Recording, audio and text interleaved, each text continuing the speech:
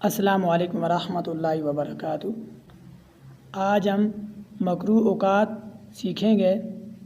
مندرجہ ذیل 6 اوقات میں نماز پڑھنا مکروہ ہے۔ نمبر 1 زوال کے وقت، نمبر 2 غروب آفتاب کے وقت، نمبر 3 طلوع آفتاب کے وقت، نمبر 4 نماز عصر کے بعد سنت و نفل پڑھنا، نمبر 5 نماز فجر کے بعد اور طلوع آفتاب سے پہلے سنت و نفل پڑھنا، نمبر 6 عید کے دن طلوع آفتاب کے بعد اور نماز عید سے پہلے سنت و نفل پڑھنا۔